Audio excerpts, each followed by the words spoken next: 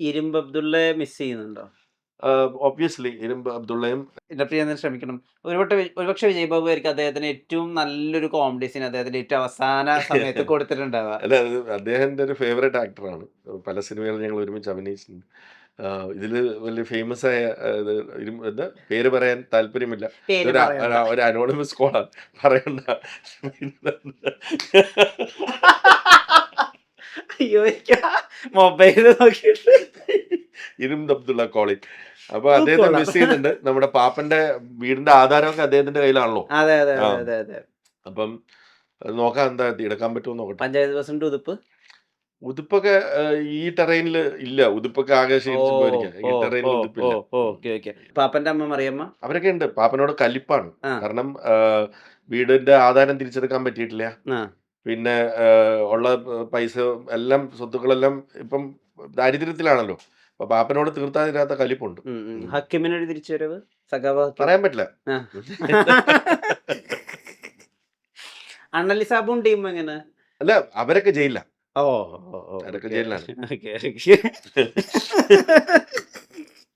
എത്ര diplomatic ആയിട്ടത് deal ചെയ്യണം നോക്ക്. കേശവ ശർമ്മ IPS 10,000 രൂപ കൊടുത്ത് പോയതാണ്. പിന്നെന്തെങ്കിലും? ഇല്ല. ഉം, അത് ഇത് ഇതിലൊക്കെ അവരൊന്നും എത്തിയിട്ടില്ല. ഇത് ഉം, വേറെ ടെറൈനിലേക്ക് മാറാണ്. ഉം, ഉം. ഭാര്യ ഉപേക്ഷിച്ചു പോയ കൃഷ്ണൻ മന്ദാരം, അതായത് ഭഗത് മാനുവൽ. ശക്തമായി വേറെ പെണ്ണുങ്ങളെ നോക്കി നടക്കണ്ട്.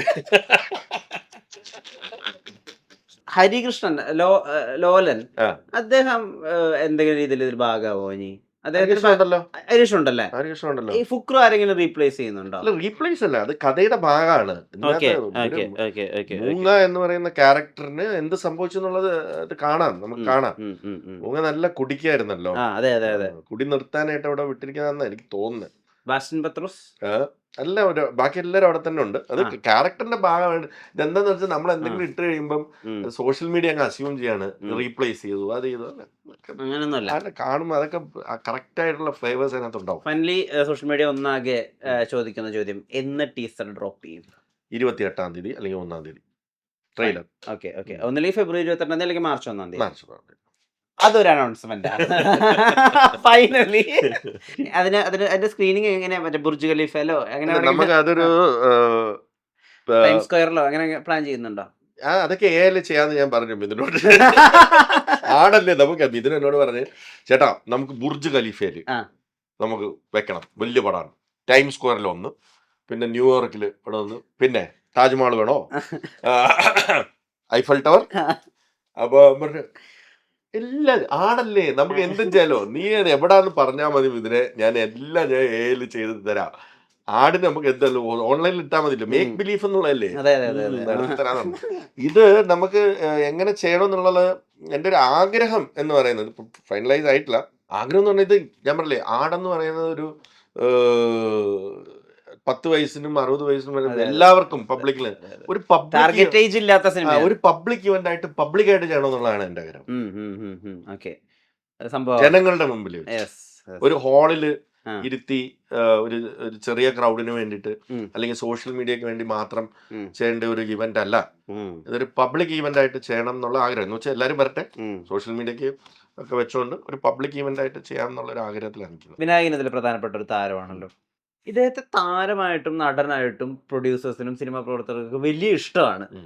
പക്ഷെ അദ്ദേഹം തന്നെ പലപ്പോഴും പറയാറുണ്ട് അദ്ദേഹത്തിന് പെരുമാറാൻ അറിയില്ല എന്നുള്ളത്. ഇത് എളുപ്പമാണ് അദ്ദേഹത്തെ ഒരു സിനിമയിലേക്ക് കൊണ്ടുവരാനും ട്രീറ്റ് ചെയ്യാനും. അല്ല എങ്ങനെയാണ് അദ്ദേഹത്തെ മാനേജ് ഒരു ചെയ്യുന്നത്? നല്ല കലാകാരനാണ്. ആ. I mean is A very amazing actor. ഞാൻ അദ്ദേഹത്തിന്റെ പേഴ്സണൽ കാര്യങ്ങളിലേക്ക് ഞാൻ കിടക്കില്ല. ആ, that's his way of living. ഞാൻ അതിലേക്ക് ഞാൻ പറയുന്ന ഒരു ഹൈലി പ്രൊഫഷണൽ ആയിട്ടുള്ള ഒരു ആർട്ടിസ്റ്റാണ്. പുള്ളി സെറ്റിൽ വന്നു കഴിഞ്ഞാൽ അത് കൃത്യസമയത്ത് സെറ്റ് ചെയ്യും. ഇതുവരെ വിനായകനെ കുറിച്ച് ആരും കേൾക്കാത്ത ഒരു പരാതി എന്ന് പറഞ്ഞാൽ പുള്ളി എന്ത് പ്രശ്നമുണ്ടെങ്കിലും 7 മണി എന്ന് പറഞ്ഞാൽ 7 മണിക്ക് സെറ്റ് വരും. ക്യാരക്ടറിലേക്ക് കയറി കഴിഞ്ഞാൽ പുള്ളി വേറൊരു മനുഷ്യനാണ്. പുള്ളി തരുന്ന പെർഫോമൻസ് ഐ മീൻ അത് മാച്ച് ചെയ്യാൻ പറ്റില്ല നമുക്ക്. പുള്ളിക്ക് അൺമാച്ചബിളാണ്. അത്ര ടാലൻറ്റഡ് ആയിട്ടുള്ള ഒരു ആക്ടറാണ് Vinayakan. Off the set that is his life. അത് നമ്മൾ ഇന്റർഫിയർ ചെയ്യേണ്ട കാര്യമില്ല. എന്നെ സംബന്ധിച്ചിടത്തോളം വിനായകനുമായിട്ട് ഈ സിനിമയിൽ വർക്ക് ചെയ്യാൻ എനിക്ക് normal date vice issues clash അത് എല്ലാ ആക്ടേഴ്സുമായിട്ടും വരും. നമ്മൾ ചിലപ്പം ചില അഭിപ്രായ വ്യത്യാസങ്ങൾ ഇപ്പൊ വിനായകനുമായിട്ട് ഒരു അഭിപ്രായ വ്യത്യാസം ആകുമ്പോൾ മാത്രം അതിനെ ഇച്ചിരി വലുതായിട്ട് കാണിക്കുന്നു എന്നല്ല, അത് അദ്ദേഹത്തിന്റെ ഇത് വെച്ചാൽ. പക്ഷെ അത് എല്ലാ ആക്ടേഴ്സുമായിട്ടുണ്ടാവും. ജയസൂര്യയായിട്ടും ക്രിയേറ്റീവ് ഡിഫറൻസ് വരാറുണ്ട്. ധർമ്മജനുമായിട്ടും ചില കോമഡി നമ്മൾ ഇപ്പം വേണ്ടാന്ന് പറയുമ്പോൾ ധർമ്മജന് വിഷമം വരും. ഇതെന്താ എടുത്താല്, അതെന്താ എടുത്താല്, ഇതെല്ലാം എടുത്ത്. അപ്പം അതേ ക്രിയേറ്റീവ് ഡിഫറൻസുകൾ എല്ലാ സിനിമയിലും വരുന്ന പോലുള്ള ക്രിയേറ്റീവ് ഡിഫറൻസ് നമുക്ക് വിനായകനുമായിട്ടും ഉണ്ടായിട്ടുണ്ട്. അല്ലാതെ ചില കാര്യങ്ങൾ പുള്ളിക്ക് ഇഷ്ടപ്പെട്ടില്ല, അപ്പൊ പുള്ളി പിണങ്ങി പോയി കാരോണി ഇരിക്കും, ചിലപ്പോൾ ഇറങ്ങിപ്പോവും. ആദ്യം പുള്ളി വോൺ ചെയ്യും, ഇതിനി ഇങ്ങനെ ഉണ്ടാവരുത് എന്ന് പറഞ്ഞിട്ട് വോൺ ചെയ്യും, ചിലപ്പോൾ ഇറങ്ങി പോവും. പിന്നെ അടുത്ത ദിവസം പുള്ളി അനുനയിപ്പിക്കാനൊക്കെ എളുപ്പമാണ്. അനുനയിപ്പിക്കാൻ പാടാ. പക്ഷെ പുള്ളി സ്വയമായിട്ട് അങ്ങ് അനുനയിച്ചോളും.